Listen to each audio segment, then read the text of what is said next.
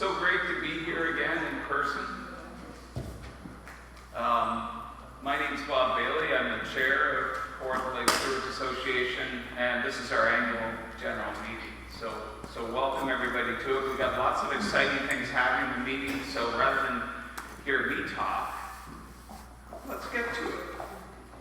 So the first thing, and a really important thing that lots of places, including ours, do at the beginning of gatherings like this is a land acknowledgement. We'd like to acknowledge that the greater Peterborough area is in Nishnawbe territory in the context of the Rice Lake Treaty 20 and Williams treaties.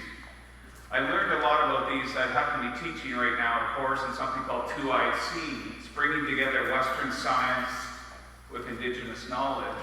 And we were lucky enough to have former Chief of Alderville, Dave Mollett, come to speak and just chat with the class about 2IC science and Indigenous knowledge issues in this area, the Kawartha Lakes area. And they really gave the students an understanding, and me, of the historical context of these treaties. So, love to have them share that. In keeping with KLSA's mission, we wish to emphasize the efforts of Indigenous peoples as water protectors. There's much we can learn from Indigenous knowledge of the land and what is needed for a more sustainable and regenerative future. Amen to that. Okay, so there's the meeting agenda. That's what we're up to today. Confirmation of quorum. Yes? Kind of hard to read. Yeah, I'm sorry about that. This is it's a projector I got. I think it was like $400 on Amazon. Okay, did whoever find the lights, can they turn off another light? Yeah, it gets rid of this. The one I hit was outside the back door. And Ed's on it. He's getting it. Thanks, Ed. Ed, as usual, is coming to save my butt. Going it off. Is that a little bit better? It's still kind of a, it's an Amazon special brightness. Oh. Okay, nobody, especially our guest speaker, is allowed to fall asleep now. Okay, so we need confirmation of quorum, and even though I'm the chair of KLSA, I have no idea how that's determined. Ed, can you help me again? How do we confirm quorum for this meeting, Ed? I believe it's 12 members makes a quorum. Okay, we got a quorum on the show. Thanks, Ed. And then we're going to consider the minutes of the AGM of a year ago. We'll get the treasurer's report from Ed. We're going to recognize departing board members. That sounds kind of ominous. They're just leaving the board. They're not departing the climate or anything like that, at least to my knowledge. And then we're just going to give you brief snapshots of the different programs that KLSA undertakes each year. We're going to have the election of the 2023-2024 KLSA board, and I'm really excited that there's the three new recommended board candidates are with us today. So welcome. I talked to one of them I knew before, and welcome to those folks. Then you'll get a chance for any questions or comments you want to make. Then we'll have a break, and after the break, we have this incredible guest speaker. He's shaking his head. So this guy, he's too humble, but this world-famous guy on freshwater algae, who I happened to coerce to come from the floods of New York City last night. He got into my place in Kingston at about 10:30, and he's with us today. John Ware talking about algae and macrophytes in freshwaters, a few lessons learned. So looking forward to that, and after that, Q&A, an adjournment, and chance to talk to any of us, including John. Yeah, I don't need a spotlight, thanks. Thanks, Ed. After that. So that's our agenda. I don't think I have to move to have the agenda. No, okay. That's our agenda.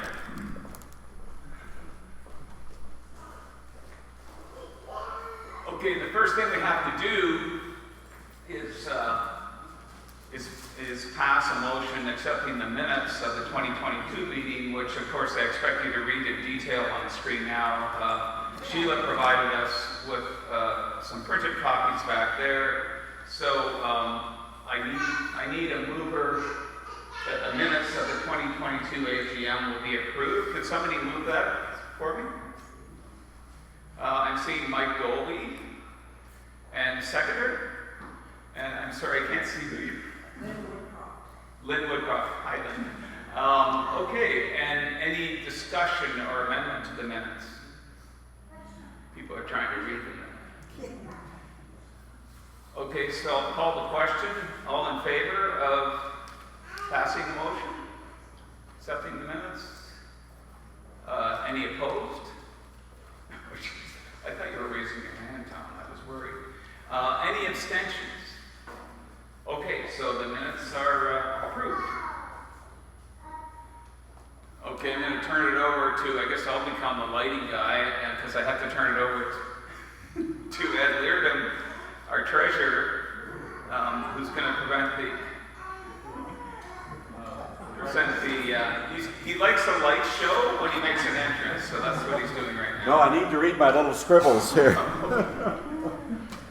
you want me to, I can hold my flashlight on it. Did you do it? No, it's okay. It's okay? Yeah, that's All good. right. You'll be able to see now.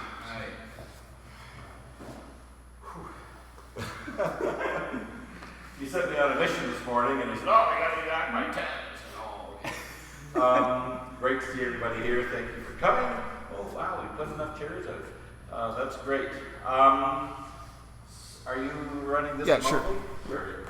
Sorry. Yeah. So we're going to just briefly review the financials from our fiscal year 2022, which ends in December. So December last year, we're already like 9 months into the new one. But nevertheless, this is what we do at our AGM. So you hopefully can see, and it's also in our annual report that we published in the spring, and it's also on our website. So you'll see that we're in great shape financially, and that's a good thing because as you will hear, I'm going to steal some thunder, we have just hot off the press got our new aquatics plant guide, which we're offering at no charge because we're able to pay for it through our funding and donations and advertisers and that. So I won't plug it that much, but You just did. I just did. So everything is kind of normal. We have our revenues from our donations and grants, donations from private people, from associations, from businesses, cottage associations, and grants from municipalities, and our advertising. So we're in good shape financially. Our report costs remain one of our highest, run along with our insurance and liability insurance. And I don't know that I need to get into any other details unless somebody has something specific they want to know about. So the bottom line, Ed, is The bottom line is we got lots of money. we got lots of money, but we haven't But we still spent need your it support. yet. I think I'm going to get the invoice for our aquatic plant tomorrow, or Monday. But this offers us the opportunity to do more things with our good financial position, and I think we're going to be talking about that in our next board meeting.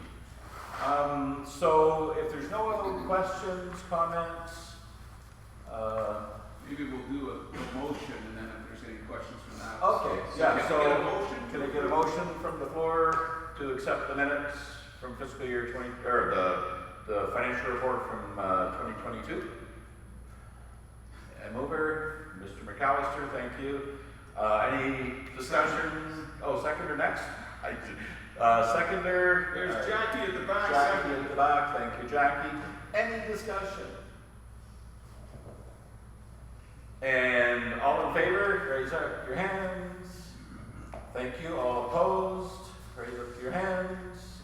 Abstentions. Thank you so much. That's carried. Back to you, Bob.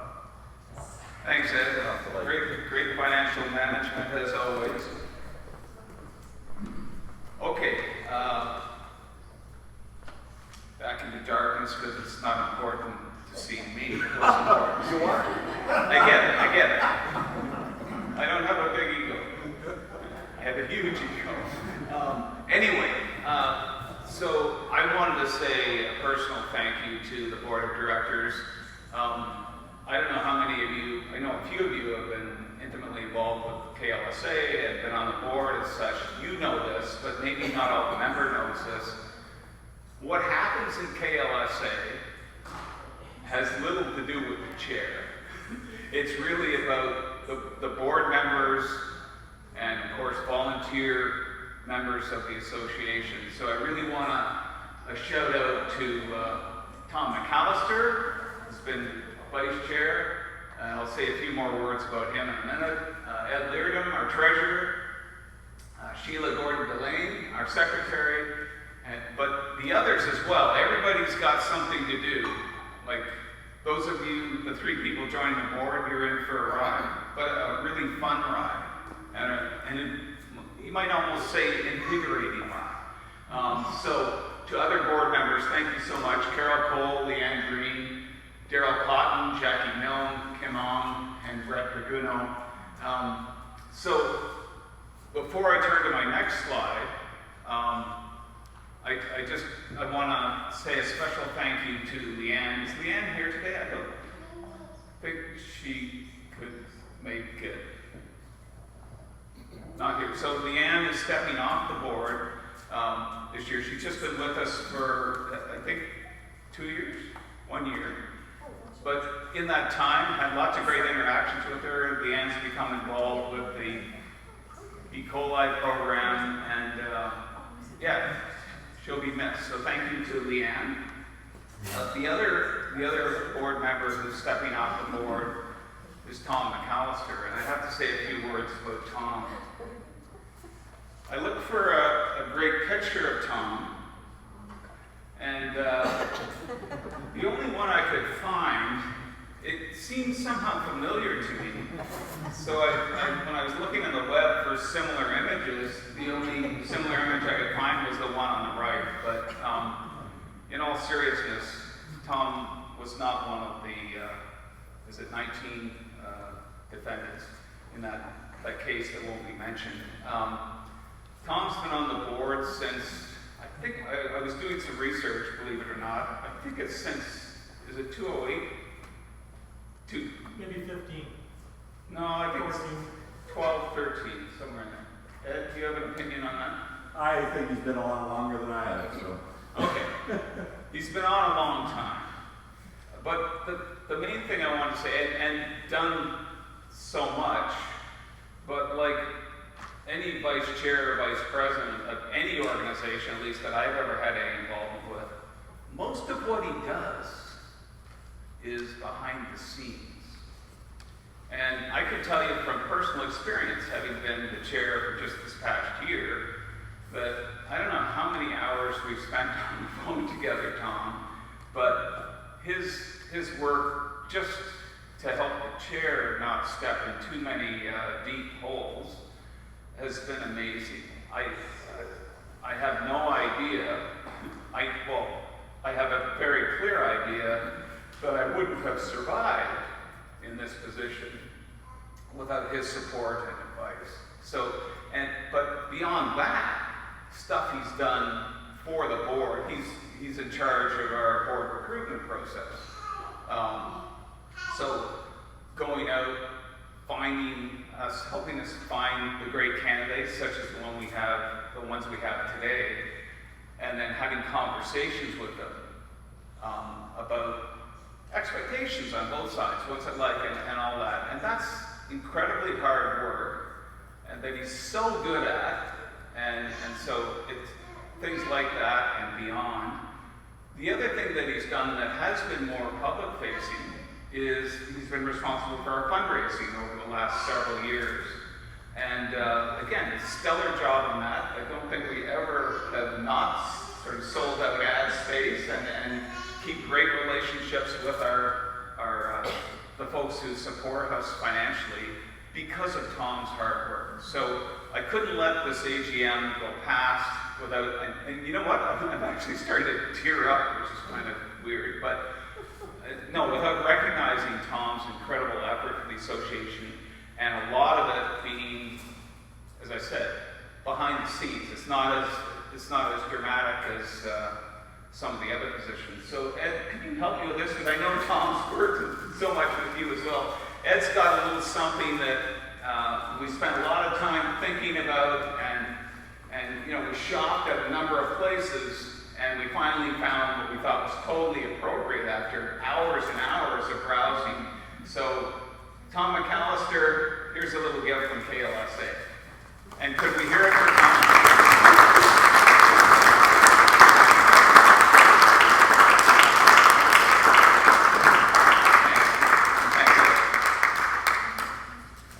Now's the fun part. You know, the meat of KLSA, we're not an advocacy organization. We love to get together and chat, but we do stuff. We do more than think and care. Of course, we think and care a lot, but we do a lot. Again, with the critical help of our volunteers. So we're going to go across the realm, and these will be fairly brief, and talk about our different projects and programs. So first of all, I hope most of you have a copy of the KLSA annual report that came out in May at our spring meeting time. It's become in this world a bestseller. Neither Ed nor I nor other board members, you know, in past years we've had a box of reports whenever people have wanted some. This was a hot seller. Luckily, it's still available as a PDF on our website, which you see there, and you can pick up a card that has our website printed on it if you want to afterwards. And these are they're critical not just for our community. You know, this is what we've done over the last year. But I can tell you, you know, I do this kind of stuff in my day job as well. And I share with my students who are working on, as I'll mention in a couple of minutes, KLSA project data. And the first thing they're just starting out their projects now, the first thing I get them to read is the last 15, 20 years of KLSA annual reports. So they get a sense of the data that we've collected, the projects, programs we've worked on over the last 20 years here. So this is a critical resource. Sheila Gordon-Delane, she does such an incredible job editing, and Sheila can't be here because of a family emergency this morning, but yeah, that's certainly one of our foundational projects.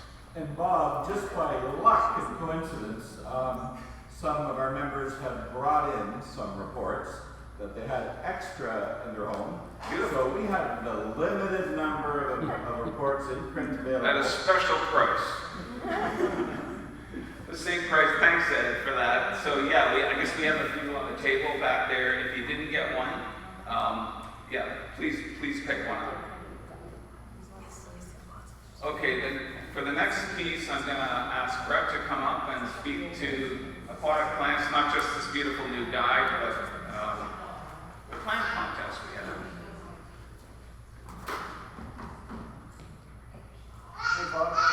Good morning, everybody. My name is Brett Dragano, and yeah, we're trying to celebrate aquatic plants, you know, in the Kawartha Lakes and the important role that they play in maintaining our healthy lakes. So we had two pretty cool endeavors over the past year. One was our aquatic plant identification contest. So we've embraced iNaturalist, which is an online tool with your phone. If you don't know what anything is, you basically snap a picture, send it to the World Wide Web, and you've got experts behind the scenes identifying. So Daryl and Carol had ran a contest this year. Thanks for those who participated. We had a really good turnout. We had 60 observations, 27 species identified, and we had 11 kind of experts behind the scenes confirming what those photos were. So really cool. This is our first year of doing that, and hopefully you enjoyed it and participated. So of course we love contests, right? Like our photo contest, and so we made this a contest as well. And the winner, by far, drum roll, was Warren Dunlop. Warren here. Warren here too.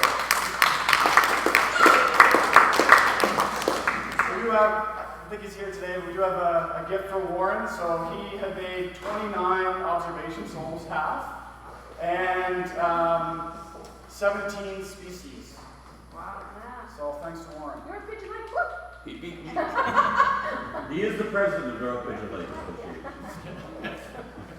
And then keeping with the theme of aquatic plants, really pumped to announce the publication of our second edition of our aquatic plants guide. If you remember, I think we did this about 15 years ago or so, our first crack at this. And we decided, again, to celebrate just the diversity of plants, and you won't find any technical terms. We're pretty proud of that in here. So I always ran the filter, would my parents understand this? And if no, then we go back to the drawing board. So yeah, we're really proud of this. And the free copies, there's lots at the back. If you want to take extra for your, for your neighbors or your association, that type of thing. So don't be shy. And just a couple quick shout outs. Again, with everything we do, we couldn't have done this without the support of the community and volunteers and organizations. So just like to thank Claire Gibbs for putting together most of the photos in this. We partnered with Fleming College Credit for Product Program. They had done the initial draft. Colleen Dempster and Jessica Middleton for just the amazing hand-drawn artistry in here. Gulls Graphics, so Danny for the graphic design. It just looks really amazing. Lakefield Herald for printing. And also, just the contributors to the first report. We kind of use this as a base. We really want to have a legacy for all the hard work that people spent on the first report. So, yeah, don't be shy, grab your copies.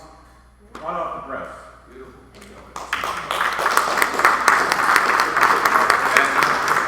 And Brett forgot one critical person, of course, in that list. So I think it was mid-August that we had a meeting, somewhere in August, and of course the board's always asking Brett, so what's the latest on the aquatic plants guide?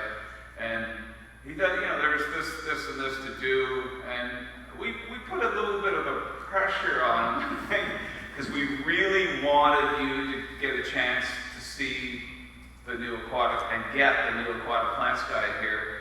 And I have to say, through the whole process, but especially the last, that's why Brett looks a little haggard, just a little haggard. The last several weeks, he's really put the jets to everybody, the reviewers, the usual things you have to do to get something through the gate. And thanks so much from KLSA, Brett, for that effort. Really, really appreciate it.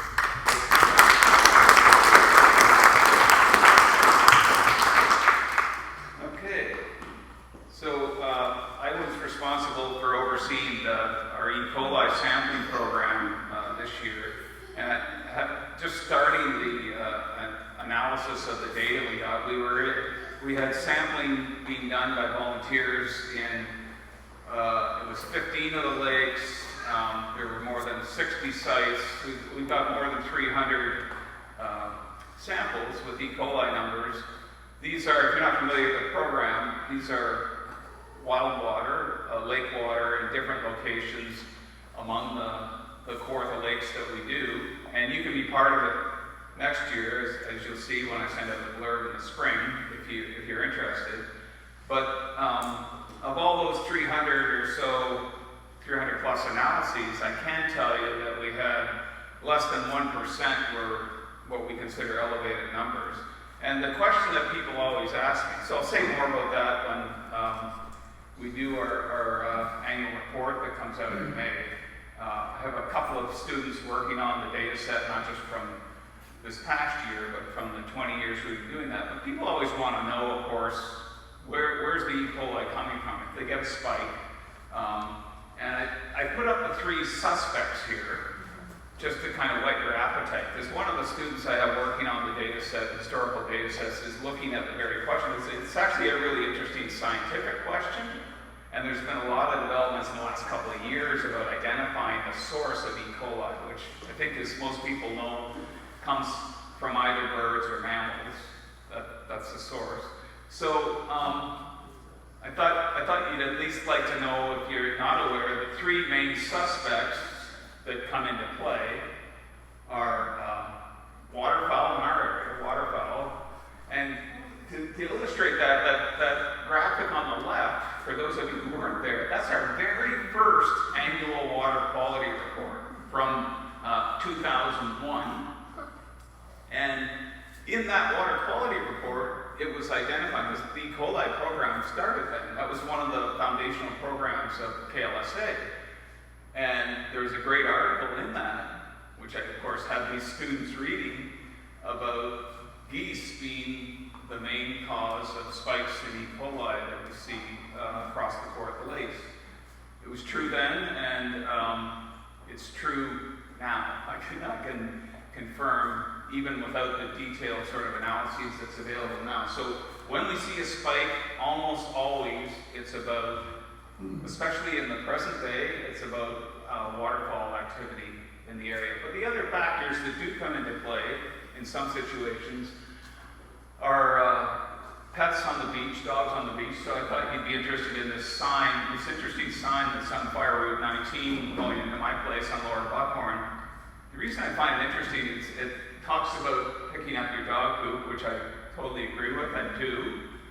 But if you read the sign, I don't know if you can see it, it says slow down and pick up your dog poop. So there's two messages being conveyed here. One is don't drive so fast, which of course I don't drive fast on our road, but there's also the pick up your dog poop. But when I first saw it, I thought, are they wanting me to do this simultaneously? Like it sort of felt like, you know, with the polo pony when you're going by and picking up. But anyway, so pets can be, you know, in some beaches where dogs are allowed, that can be a cause of the E. coli spike.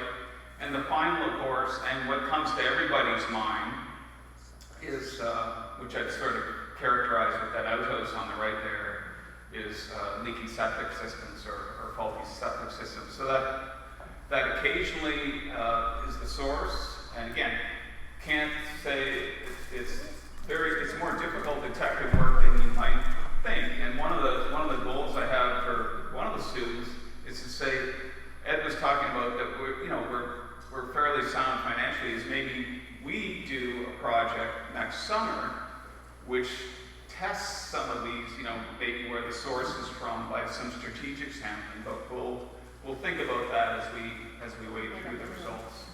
And if I could just continue, we'll do a Q&A, you know, through the projects. Okay? All right, so that's the E. coli project. And yeah, I don't want to shut down questions, I just want to kind of get through. The other program that, it's not so much a KLSA program as we support our members in getting involved in this program, is called the Lake Partner Program, which is actually it's a partnership of the Ministry of the Environment and the Federation of Ontario Cottage Associations. And several of our members take part in this. Basically, it's several times a year sampling water in your lake and submitting samples to the Ministry of Environment for analyses for phosphorus, calcium, Mike, is there any other component they analyze for? Mike Dolby? Phosphorus, calcium, and that's it? Water clarity? Yeah, SECI is done on site, how clear the water is. But in terms of the water samples that go in, the numbers that they generate are about phosphorus and calcium. So again, it's not our program, but we help you. If you're interested, we can help you get involved with that. And we do pull the data. Mike's been doing it for years. And again, I've got a student working on the data set. You can see from the map that I've got here that this happens all over the province. So interesting for us to look at what's happening to phosphorus and calcium in Kawartha lakes versus what's happening in other lakes, at least within the Lake Partner Program data. So next one, which I'll get Brett back up here to talk about, is our DO temperature project, climate change, around climate change at Kawartha Lakes. So Brett, take it away. Thank you. Yeah, really happy. So climate change, everybody, that's happening, right? And so we're trying to get an idea of what are these changes in air temperature really having an effect on our water temperature and our dissolved oxygen. that type of thing. So a couple different things with this program, all with the help of volunteers. So we've got these little, actually at the back there too on the table, we have 2 temperature data loggers, the size of a golf ball. And with the help of about 20 volunteers this year, they attach them to their dock in the summer. And every single hour, it takes a temperature. It's almost like sticking a thermometer in every single hour, and it records it on this little device. And we come back around now, download the data, and compare it all. And we also, this year, thanks to Jeff Chalmers and Mike Dolby, we also just retrieved 5 loggers that were attached to buoys, actually in the middle of the lake. And so that was year-round. So even under the ice and everything else, 365 days a year. And so that'll be really fascinating too, because we can start to compare, what's the difference in water temperature between the open, say, well-mixed waters in the lakes, near the outlets of the major lakes, versus kind of the near-shore stuff, right where we live, along the docks. And some of the data so far suggests like there's quite a difference.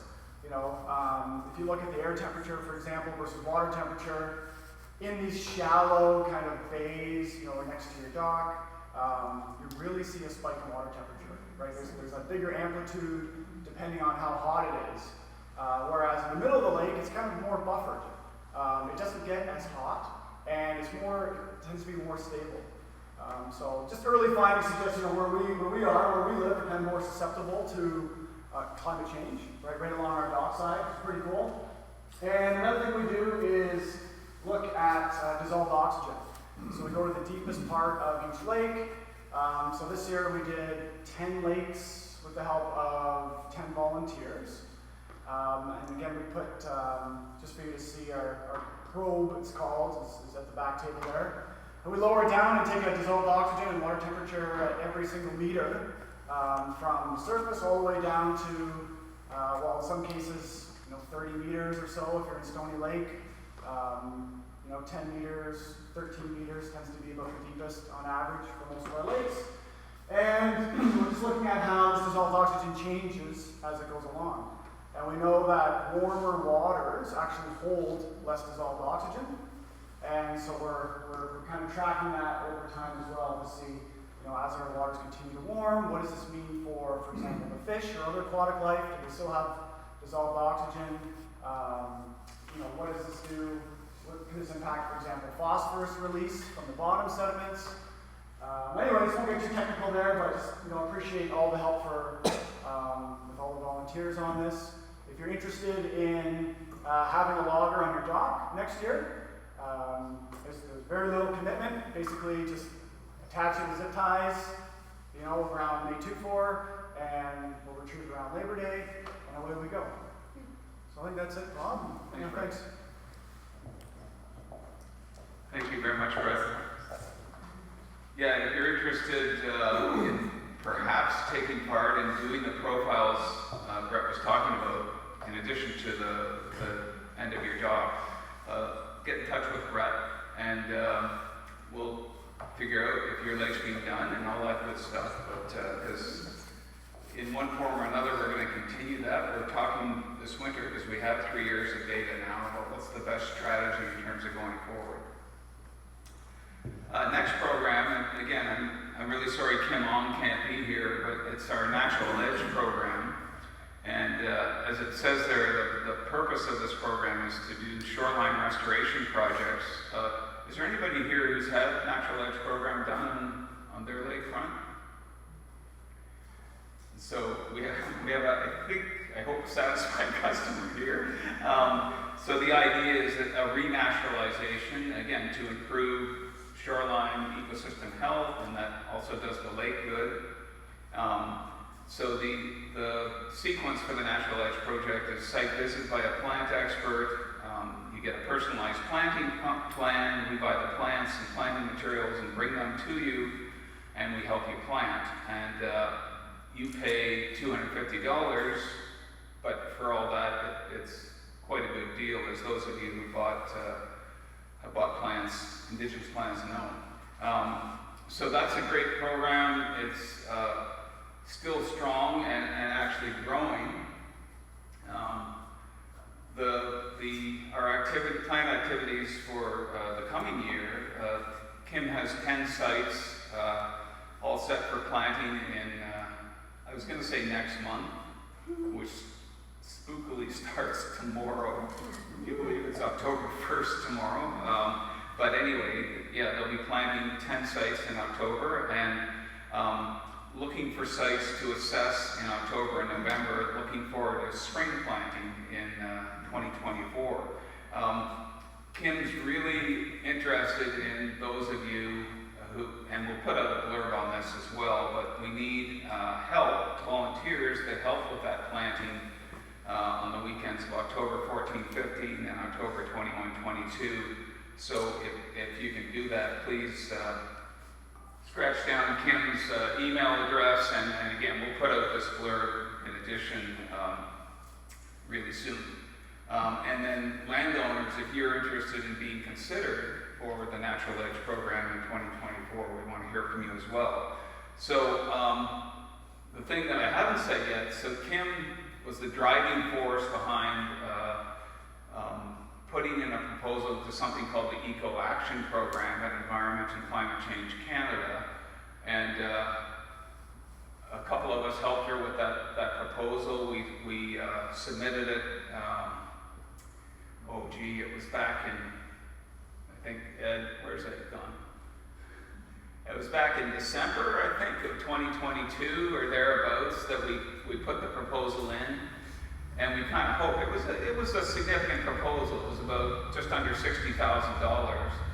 And, no offense to my Environment Canada colleagues, Jackie, but we didn't hear a peep from Environment Canada for 8 months.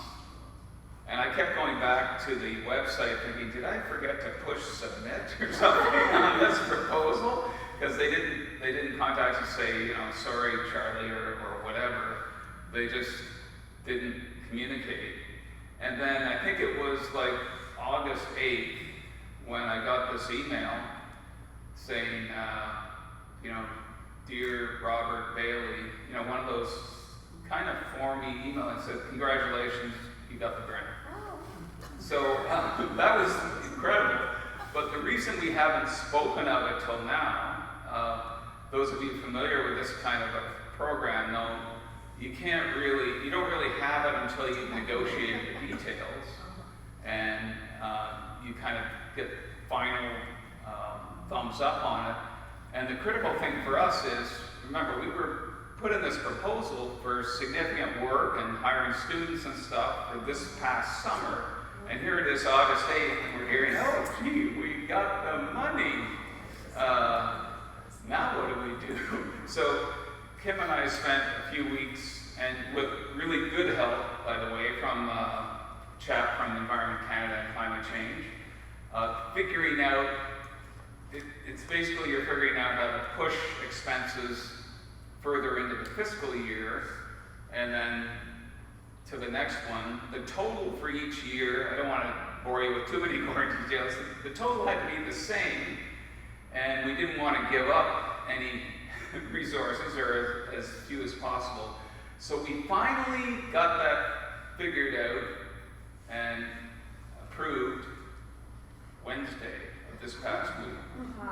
And so that's why you're seeing, we're looking for possible folks for plantings next spring, and we're also undertaking, it's called the Love Your Lakes program in Stony next summer and stuff like that. You'll hear more about that as the weeks proceed, but yeah, really excited. So, and Ed seemed to be not unhappy about it, that we have this great support for the stuff that we do, to do more of, and Natural Edge program has been a stellar program to begin with, to do more of that great work with the help of support from this grant.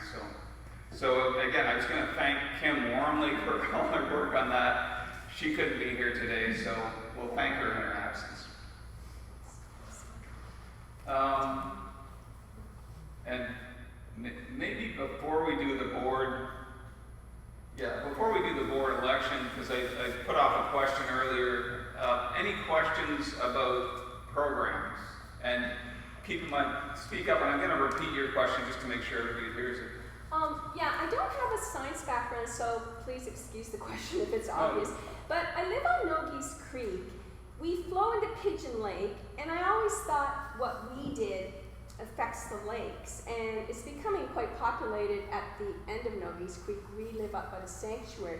But I just wondered why we don't do E. coli programs only in the lakes. Like this, Well, I didn't know. That's yeah, so the E. coli program, the way it works is, well, two things are important to know. One is, if you want to do it, you can do it, right? So, and the sites that we do, Mike's one of the samplers on Kachawanuka.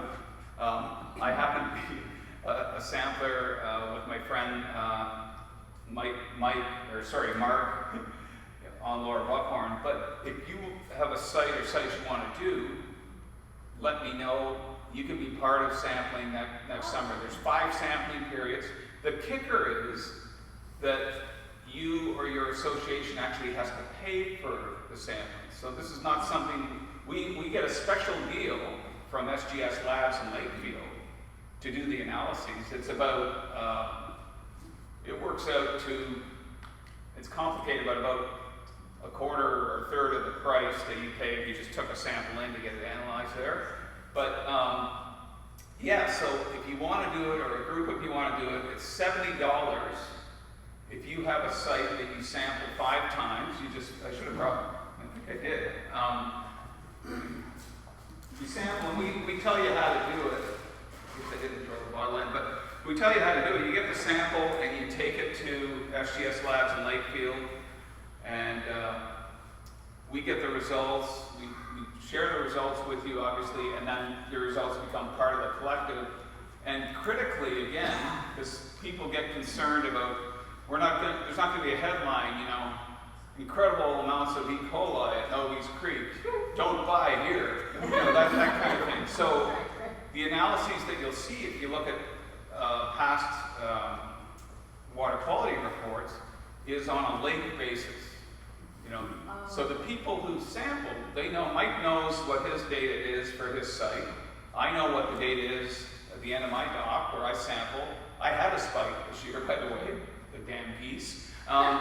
But that specific location data does not get shared beyond the volunteer. What gets shared is, here are the data we have from Kachanuka. There's, I think, 3 other samplers in Kachanuka, Mike. So, you know, what's happening in Kachanuka Lake, but not that identification. But if you want to take part in the program next year, for sure, it's 5 sampling times between Canada Day and Labor Day, basically. Well, there's been about 10 of us that paid over about $1,000 a year and have had Cambion come every fall to do a whole slate of research, and we have all the data. I didn't know if that's something you'd ever be interested in or not. This is the first year we haven't done it in 10 years. Okay. But Yeah, because well, we thought the quarry was going in, we started sampling 10 years ago above the sanctuary and below the sanctuaries. And then one thing we did add was E. coli, but it was only done in the fall. okay. Right? Well, we'll We'll talk. talk. Yeah, because we're really interested. I mean, I love personally, as a sort of professional scientist, my passion is with community science, actually. But KLSA has always done more, as you'll see if you read past reports, than just collect data and put it in the drawer and then forget about it. We always want to learn more. Okay. So yeah, let's talk. Okay. Any other questions about programs?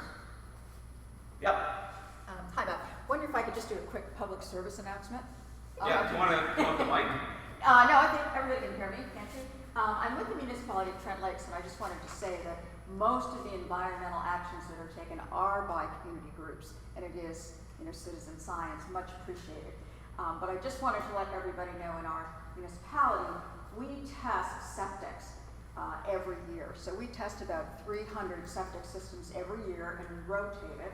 We've been doing it for 8 years, and the whole purpose is to try and ensure that the septic systems in our municipality are maintained properly, they're working properly, and they don't leak into our water yards. So I think that's an important program we do at the municipal level.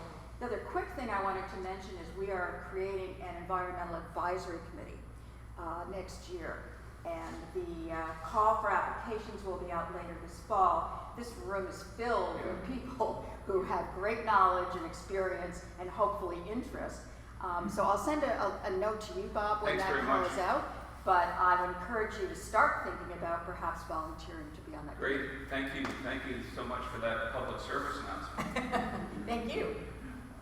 Okay, anything else before we get to the election? And again, given my kind of offbeat sense of humor, I call it humor, others call it other things. I was going to put a "Stop the Steal" sign on this slide, but I decided that would be in bad taste.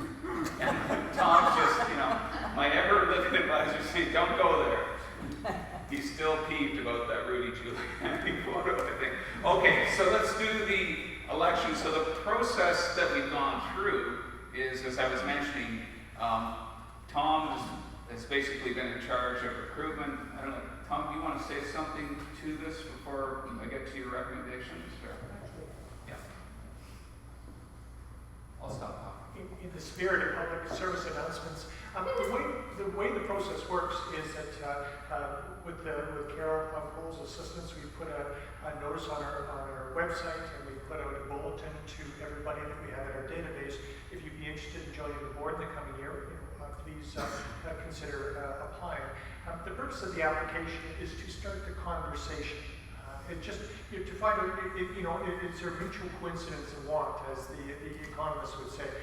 Is what you're looking for, is that what you get if you were to join our board? And so we have those conversations, and where we have a chance, we have a coffee. Otherwise, we just have a chat over the phone. And the entire mission of the Kawartha Lakes Stewards Association is achieved through volunteership. Like, there's not a single person who works for $1. It's all because of similar interests by people who are community-minded and want to get engaged. And so if this is something that might appeal to you in the coming year, you'll have an opportunity to put up your hand next year, and we'll have a conversation then. So that's how the process works. We've got 3 new folks who have put their hand up and has been put forward to the board, and now it's going to be put forward to the membership. You get the final decision. So here's the proposed slate for the Kawartha Lakes Stewards Association for the coming year. We have authorization to have up to according to our Constitution, we have authority to have up to 12 folks on the board. There are 11 that we're putting forward this year. You'll see that, Jerry, not Gary, apologies there, Jerry, and will be new member that we're suggesting be added, Ashley Smith. I got an email from her at 12:24 this morning saying that she's sick and couldn't come this morning. That's too bad. And Roland Van Osby has put his hand up to join the board. And all the other members that you see there are folks who've served in the previous year. So there are 11. And at this point, to sort of formalize this, because you're the membership, could I ask someone to please put forward the motion that we accept this board as this slate as the KLSA board for the 23-24 season. So if someone could please move that we proceed.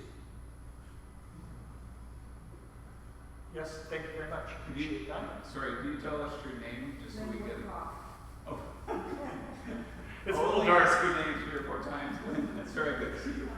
And Lynn is a big supporter of KLSA. Yeah. Formerly on the board and is a big supporter, so thank you very much, Lynn. Would someone that wish to second that? The far back corner? Jessica Middleton. Jessica Middleton, right in the back corner, the artist. Okay, all in favor? That's passed. I thank in advance the board for serving in the coming year. Bob, back to you.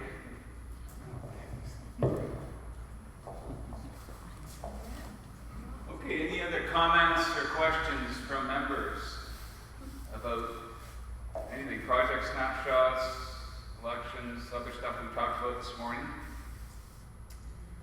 Okay, so now we're going to take